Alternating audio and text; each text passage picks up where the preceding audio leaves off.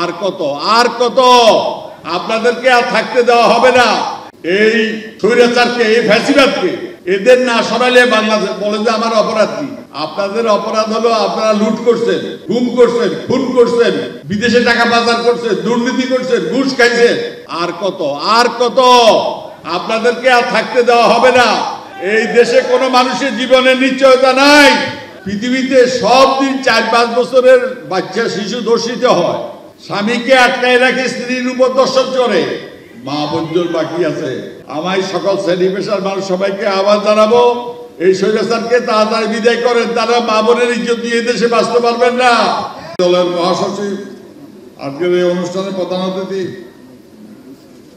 সহ আপনারা যারা সামনে আমার উপস্থিত মঞ্চে যারা আছে সবাইকে, এবং সাংবাদিক, আইনজীবী, রাজনীতিবিদ সবাইকে আমার শুভেচ্ছা অভিনন্দন জানাই। একটা ঐতিহাসিক মুহূর্ত। এই সরকার যাবে না, যাবে মানে তার একটা কলেরা রোগীর বালিশও পড়াই দিত এক সময়, কেতা বালিশ যা আছে সব যাবে, তো যাবে, বলাও যাবে, বলার বালিশও যাবে। আপনারা এমন এক সময় এই আইনজীবীদের গৌরব করেছেন, জাতি, ধর্ম, বর্ণ নির্বিশেষে।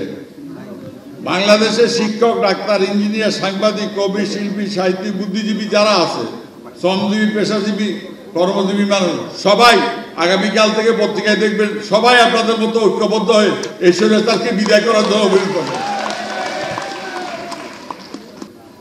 খুন করে আসলে সরকারি দল হলে, মার্ডার করে আসলে মাপ, ফাঁসির আসামি জেলখানায় বিয়ে করে এবং সেখানে পোলাও বিরিয়ানি খায়, মুক্তি পায়। আর যদি আপনি 24 ধারায় যদি গ্রেপ্তার হন 420-এ, তাহলে আপনার ফাঁসির অর্ডার হবে। আমি জীবনে শুনি নাই একজন রাজনৈতিক কর্মীর বিরুদ্ধে, নেতার বিরুদ্ধে 100টা মামলা হয়। একটা খাগড়াছড়ি, একটা হলো বরুঙ্গাবাড়ি, 30 দিনে মাস। কিভাবে হাজিরা দেবে আমি বুঝি না এটা। আজকে আপনারা যারা এখানে আমার সামনে বসে আছেন তারা দেখেন কোর্টে কি অবস্থা।